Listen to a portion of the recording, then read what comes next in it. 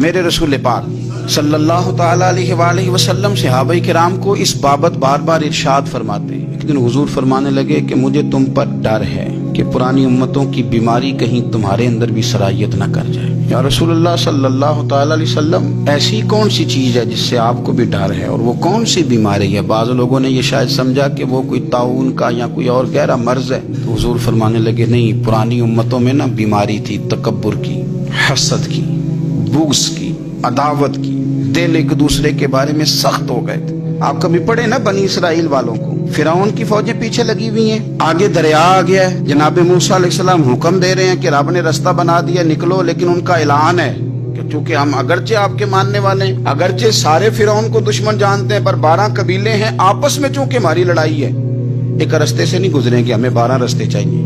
شدید پیاس لگی ہے اور ان سے کہا گیا کہ ڈنڈا ماریں گے جناب موسیٰ علیہ السلام پتھر پہ، اللہ وہاں سے چشمے نکالے گا، پی لو۔ انہوں نے کہا ایک نہیں پیئیں گے، 12 قبیلے ہیں، چونکہ ہمارا اختلاف ہے ایک سے پانی نہیں پی سکتے، ہمیں 12 الگ الگ چاہیے۔ حضور فرمانے لگے وہ جو پرانی امتوں میں عداوتوں کی بیماری تھی، مجھے ڈر لگتا ہے وہ تمہارے بیچ نہ آ جائے۔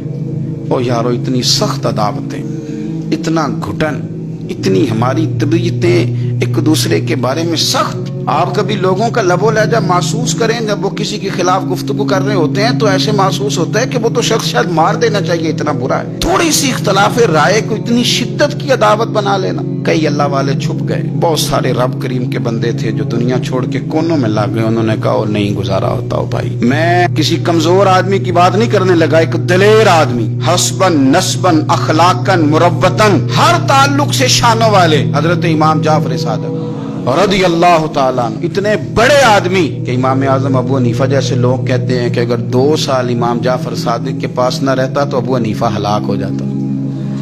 امام جعفر صادق تربیت جب کی تو کن کی امام اعظم کی، حضرت داؤد طائی کی، جناب سفیان ثوری کی، اور شاہ فرید الدین عطار فرماتے ہیں آخری عمر میں امام جعفر صادق نہ حجرے میں بند ہو گئے تھے، باہر نہیں آتے تھے، بس اسی کسے دے کچھ نہیں جلا کے دے تے نہ کوئی ساڈا دردی حجرے میں۔ ایک دن حضرت سفیان ثوری نے منت کیا کہ ان کے بچوں کی، خدام کی، کہ حضرت سے کہو میں پرانا نوکر ہوں، مجھے تھوڑی زیارت کا موقع مل جائے، میری تو آنکھیں ترس گئی، کرم نوازی ہو جائے۔ تو حضرت کو جا کے عرض کی کہ سفیان ثوری منت کر رہے ہیں، آپ نے اجازت دے دی۔ حضرت سفیان ثوری اندر گئے تو درد سے کہا حضور آپ تو 2 جملے کہتے تھے تو دل بدل جاتے تھے، کتنے لوگ منتظر ہیں آپ کے کلمات طیبات کے لیے، زیارت مقدسہ کے لیے، اور آپ یوں گوشہ نشین ہو گئے۔ تو جگر گوشہ رسول، نواسہ رسول امام جعفر صادق آنکھوں میں آنسو آ گئے، کہنے لگے سفیان تمہیں کیا بتاؤں، لوگوں کے لفظوں میں بڑا پیار ہے پر دلوں میں وفا کوئی نہیں، او بے قدراں کچھ قدر نہیں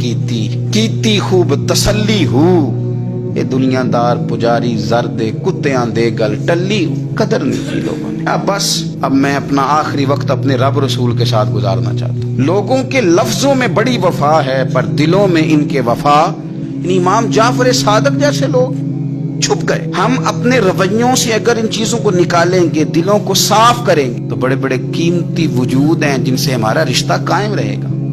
لیکن اگر حسد کی، عداوت کی، بغض کی یہ بھٹیاں جس طرح تپ رہی ہیں آج معاشرے میں، یہ تپتی رہیں، تو بڑے بڑے لوگ ہیں جو منظر سے ہٹ جاتے ہیں، مقابلہ نہیں کر پاتے لوگوں کی عداوتوں کا۔ رب کریم کا بندہ صاف دل ہوتا ہے، وہ حسد بغض عداوت کا مقابلہ نہیں کرتا، وہ کونے میں ہو جاتا ہے، وہ کہتے میں اس دوڑ والا نہیں ہوں۔ اس لیے کہ اللہ کے بندے تلوار کے ساتھ، تو میں بڑی بات کرنے لگا ہوں اگر آپ کی سمجھ میں آ گئی تو، رب کے بندے تلوار سے تو لڑائی کر لیتے ہیں، پر منافق کے نفاق کے ساتھ مقابلہ کیسے کریں؟ وہ کس طرح اپنے آپ کو منافق بنائیں؟ وہ کس طرح کر کے اس جگہ پہ آ کے سازش کریں جہاں چھوٹے لوگ سازش کرتے ہیں، پھر وہ بچنے لگ جاتے ہیں۔ یہ دور ہی نکتہ چی ہے، کہیں چھپ کے بیٹھ جا، جس دل میں تو مکی ہے وہیں چھپ کے بیٹھ جا، پھر وہ لوگ نکل جاتے ہیں۔